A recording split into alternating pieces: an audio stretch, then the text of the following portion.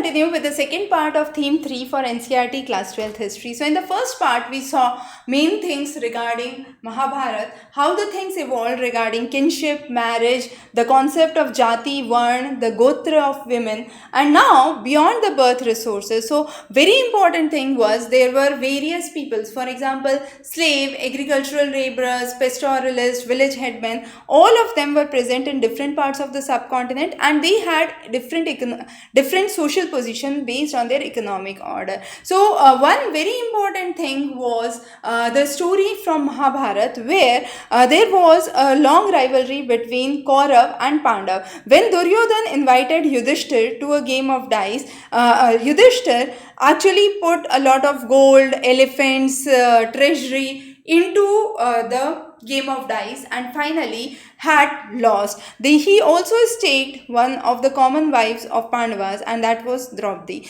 Now Manusmriti says that the paternal estate was to be equally divided among sons. So equal division among sons was to be made, and a special share was done for the eldest. Women could not claim any of these shares. However, women were allowed any form of gifts, as we mentioned as Stridhan in the previous lecture. There were cumulative evidence, it could be textual as well as epigraphic, talking about that the upper class women had access to resources, but even the amount of money was controlled by male. The resources in the form of cattle, land, all those resources could be held by the female member of the society. Now there were 7 means of acquiring wealth for the men and 6 for the women. The 6 for the women included given what is given to the women in the marriage or the bridal procession, gifts from brother, father and mother, and anything that she could acquire from her husband as a part of affection gift. However, for men, the ways of acquiring wealth included inheritance, finding, purchase, conquest, investment, work, and any acceptance of gift only from the good people. Now, another important thing was kings were considered as wealthy. Priests were also shown as they were rich. However, there was occasional description where Brahmins were considered as poor. Buddhists recognized that these differences in society did not regard a kind of natural concept, and they rejected that the claim to the status should be based on the idea of birth. That means a Shudra should not be Shudra by birth, as what was given under the text. So sharing of wealth became an important aspect. The situation where all men were generous and were respected, and then they were taken to the ideas where their life was full of misery, and that was to be studied. The next is the social contract. Now Buddhists developed an alternative understanding to social inequality, and they wanted institutions to regulate any kind of social conflict. So Sutta Patik is one of the texts which talks about the original human beings actually did not fully evolve in the bodily forms, and nor the plants were fully developed. So all the living beings were from a state of peace and what they required for their meals. But as the years went on, gradual deterioration occurred, and human beings started to develop this greed, deceitfulness and mendacity, and this was one of the reasons that led to the downfall. The institution of kinship was again based on human choice, and this also encompassed that how people were handling things became important. Now the text, as I said previously as well, they were written in Pali, Prakrit and Tamil by the common people. However, Sanskrit was the language of elite. So any text which was from Pali, Prakrit or Tamil talked about the life of the common man. From the text in the Sanskrit, we could see the life from the viewpoint of Brahmin. So probably how the society could be dominated was explained. So historians always classify stories into 2 types. It could be narrative as well as didactic. Narrative is talking about the story, what it contains. However, didactic talks about the social norms. Usually it was believed that there is no watertight compartment between narrative and didactic. So narrative or didactic could be interconnected, but the most important thing that we need to understand here is Mahabharata was considered as a dramatic moving story, a narrative. However, the didactic parts of the social norms were added to Mahabharata later.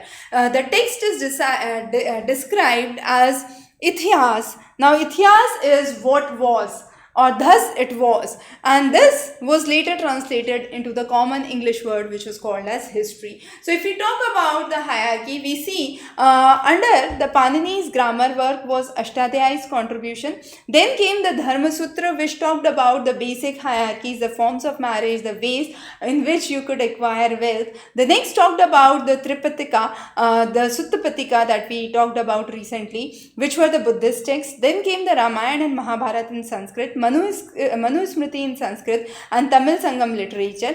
Charak and Shushustra Samhita on medicine. Then was the compilation of Puran. So Purans came after Ramayana and Mahabharata, and Ramayana and Mahabharata used relatively simple Sanskrit as compared to the Vedas.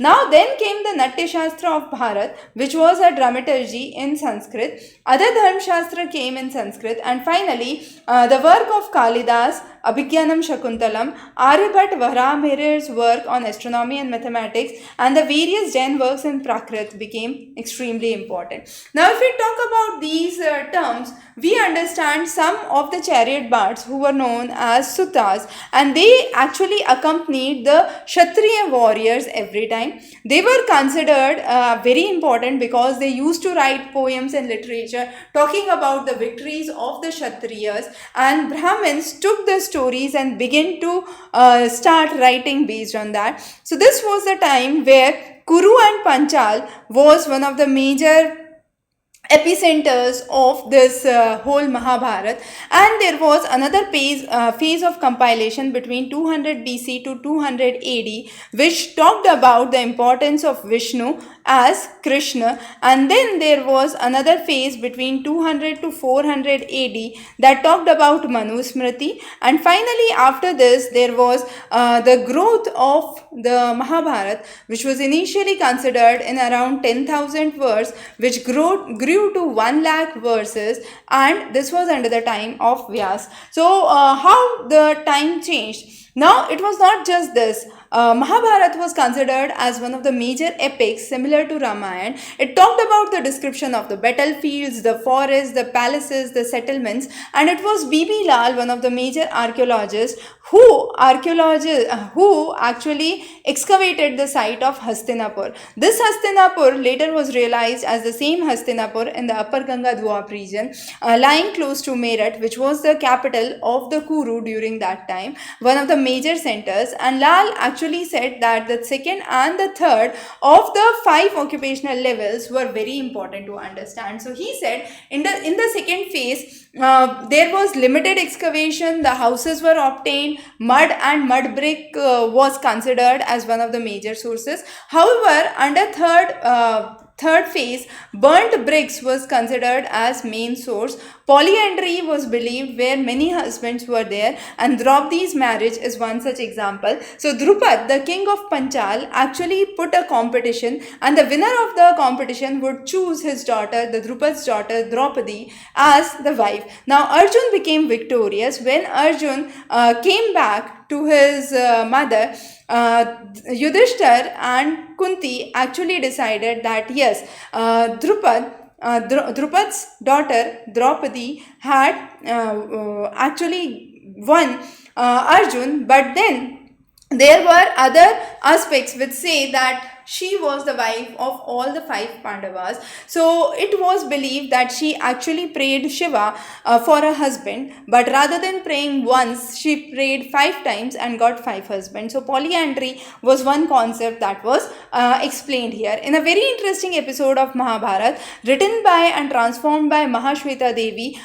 from Bengal, she talked about the exploitation and the oppression which was seen for the Nishad community. So, in one of the particular instance, the specially plotted house made of lakh was created at Hastinapur. Now this house of lakh was a conspiracy by the Kauravas for the Pandavas, and those Pandavas along with Kunti were asked to live in it. However, they got to know an idea and bore an underground tunnel through which they escaped. But at the same time, within the house of lakh, they had the Nishad along with their 5 sons who were considered resembled similar to the Pandavas, and these Nishadi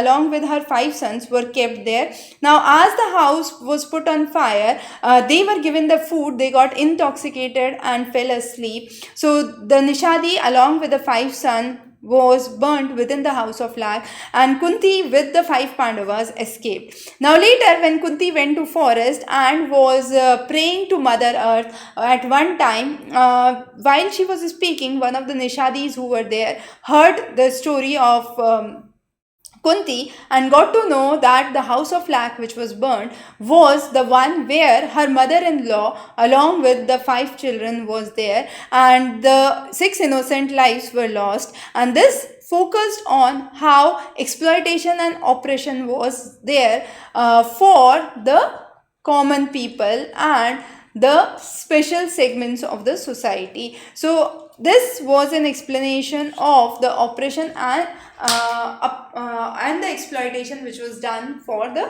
common people.